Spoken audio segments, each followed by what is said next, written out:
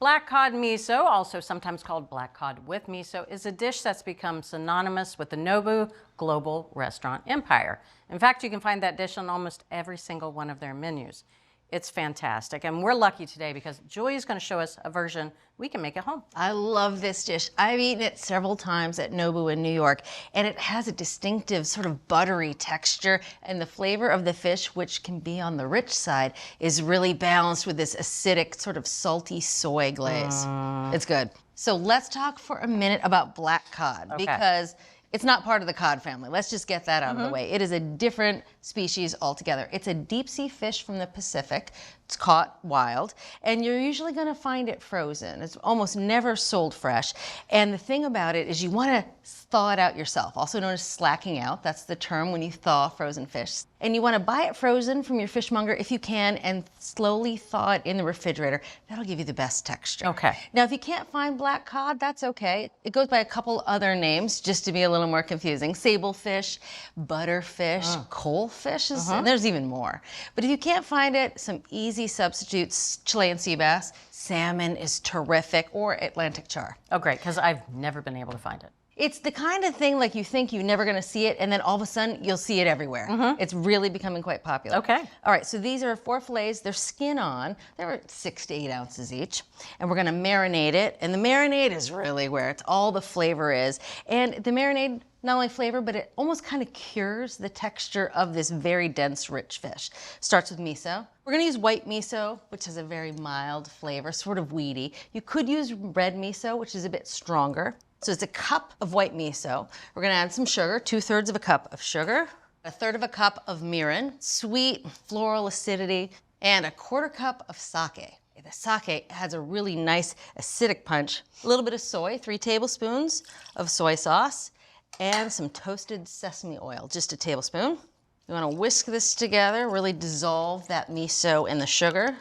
That's just a flavor bomb. Right? There. I mean, oh. You could put this on anything. Yeah, absolutely. All right, so whisking it together, getting rid of all those lumps. Oh, that looks good. All right, now time to marinate the fish. Just gonna give it a quick pat dry, get rid of any moisture. Because it's frozen, sometimes it can be a little wet on top. Into the bag, everything goes. There's really no fancy technique for this. Just try not to get it all over your shirt. That's my only rule. I'm successful about half of the time. Oh, all right. Thank you. Do you want to hold the bag or you want to do the pouring? I'm going to hold the bag. All right. I trust you. Oh, thank you very much. I'll take the bag. Here's a towel for your hand. Now, let's just unroll the top of this bag. Really just want to squeeze out any of the air. It just helps that marinade really surround the fish. There we go.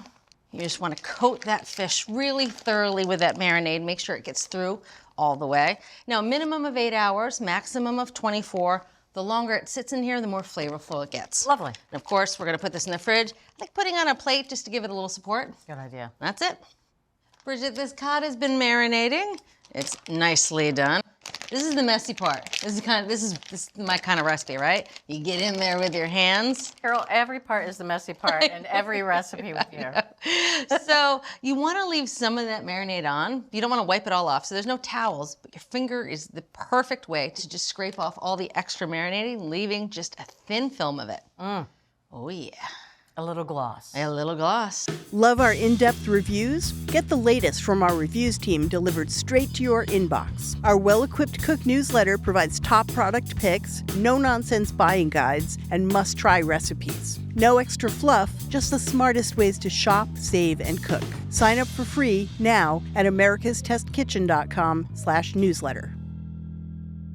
All right, all cleaned up, ready for this to go in the oven. We're actually gonna broil it. Nice hot heat makes a nice crust on the outside with that little bit of marinade. Now, notice the setup is a little unusual. Sure is. So I have a rim baking sheet lined with a wire rack, topped with a piece of foil. The foil has been sprayed with vegetable oil spray.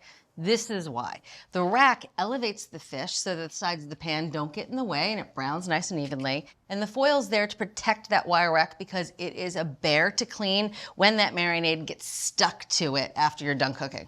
It's ready for the broiler. Now the broiler element and the rack are about 8 inches apart. We're looking for a temperature of 125 degrees. Takes anywhere from 8 to 12 minutes. All right, that fish is safely tucked under the broiler, which gives us a few minutes to have a little fun with garnishes. Okay. So I'm gonna show you how to make scallion curls. Have you ever made these before? I don't think so. Oh, I mean, it's fussy, but it's fun, especially because it's such a simple recipe. So what we're gonna do is save the scallion whites for another use. You just want the scallion greens, and we're gonna slice it nice and thin. I've made ribbon curls for packages. Second. It's very similar. You want to cut it nice and thin. Maybe I could cut these a little thinner. There you go. And you want to put them in ice water. And as they sit in the ice water, it curls like a ribbon. Everyone thinks it's a special dish. All right, just thin slices. Just a few go a long way. There we go. Nice sharp knife. Pretty important if you want to slice through scallions like this. All right, that's pretty good. Into the ice water they go. Submerge them in there. And now it's fun to watch them just curl up with that cold water. All right, I'm gonna go check on that fish. Oh yeah, this looks perfect.